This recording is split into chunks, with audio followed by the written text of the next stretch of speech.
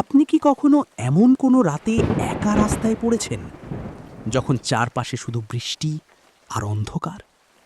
আজকের গল্প বাদল রাতে চায়ের দোকান। একটা এমন রাতের গল্প যেখানে এক কাপ চা হয়ে উঠেছিল মৃত্যুর কারণ। আষাঢ় মাসের এক ঝড়ো রাত, আকাশে বিদ্যুতের ঝলকানি আর কানে তালা লাগানো বজ্রপাতের শব্দ। গ্রামের একেবারে শেষ প্রান্তে একটা পুরনো কাঁচা রাস্তার পাশে দাঁড়িয়ে আছে একটা ছোট্ট চায়ের দোকান। লোকেরা এটাকে চেনে হরু কাকার দোকান নামে।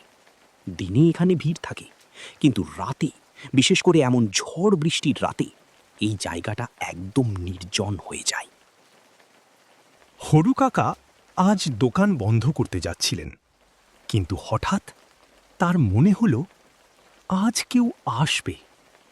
একটা অজানা অস্বস্তি, যেন কেউ তাকে অপেক্ষা করতে বলছে। তিনি আবার দোকানের আলো জ্বালিয়ে বসে রইলেন। হঠাৎ একটা অচেনা লোক তার দোকানের সামনে এসে দাঁড়ালেন। হরু কাকা অবাক চোখে তাকে তাকিয়ে দেখলেন। একজন প্রাপ্তবয়স্ক যুবক দাঁড়িয়ে আছে, পুরো ভিজে গেছে, মাথা নিচু।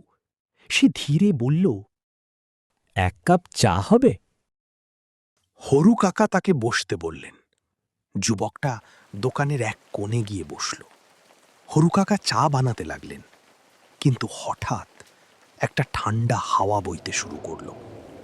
চা তৈরি হয়ে গেলে তিনি সেটা নিয়ে গেলেন, কিন্তু তারপরেই হারু কাকা যেটা দেখলেন সেটা দেখার জন্য তিনি মোটেই প্রস্তুত ছিলেন না।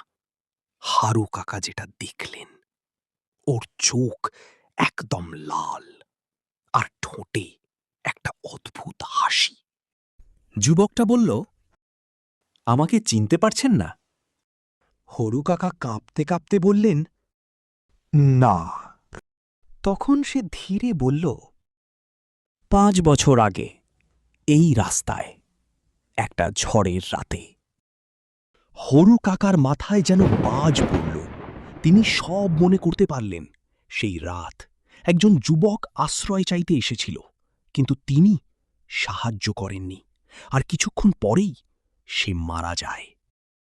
যুবকটা ধীরে বলল, আমি সেই মানুষটা। হঠাৎ দোকানের সব আলো নিভে গেল। বিদ্যুতের ঝলকে দেখা গেল সামনে কেউ নেই, কিন্তু চায়ের কাপটা খালি, যেন কেউ খেয়ে ফেলেছে।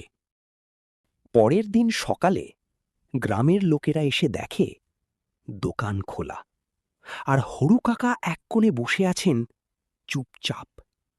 তার সামনে ভেজা পায়ের ছাপ, যা দোকান থেকে বেরিয়ে গেছে। আর তারপর হঠাৎ উধাও। আজও গ্রামের লোকেরা বলে, প্রতি ঝড় বৃষ্টির রাতে সেই লোকটা ফিরে আসে এক কাপ চা খেতে।